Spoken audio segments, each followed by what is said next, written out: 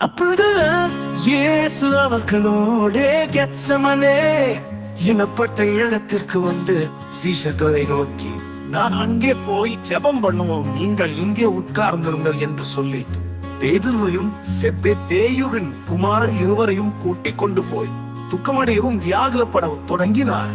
அப்பொழுது அவர், என் ஆத்துமா மரணத்துக்கு ஏதுவான துக்கம் கொண்டிருக்கிறது, நீங்கள் இங்கே தங்கி என்னோட கூட விழித்திருங்கள் என்று சொல்லி சற்று அப்புறம் போய் முகங்குப்புற விழுந்து, என் பிதாவே, இந்த பாத்திரம் என்னை விட்டு நீங்க கூடுமானால் நீங்கும்படி செய்யும், ஆகிலும் என் சித்தத்தின்படி அல்ல, உம்முடைய சித்தத்தின்படியே ஆக கடவது என்று ஜெபம் பண்ணினார்.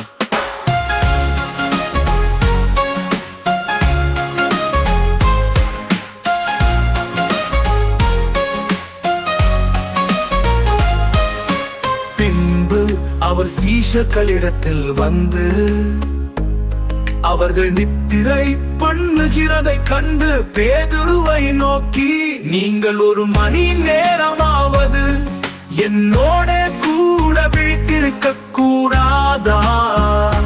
நீங்கள் சோதனைக்குட்படாத படிக்கு விழித்திருந்து ஜெபம் பண்ணுங்கள்.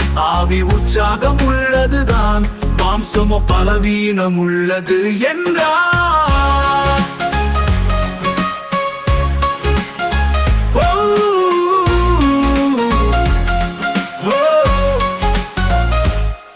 அவர் மறுபடியும் இரண்டாம் தரம் போய், என் பிதாவே, இந்த பாத்திரத்தில் நான் பானம் பண்ணினால் ஒழிய இது என்னை விட்டு நீங்க கூடாதாகில், சித்தத்தின்படி ஆக கடவதென்று ஜெபம் பண்ணினார்.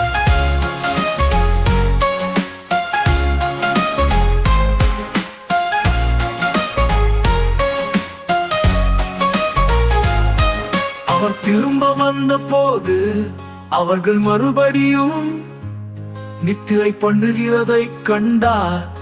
அவர்களுடைய கண்கள் மிகுந்த நித்திரை மயக்கம் அடைந்திருந்தது.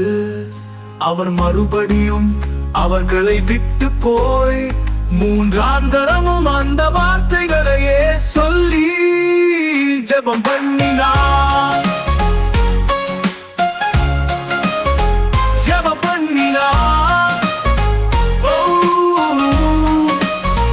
பண்ணினார்.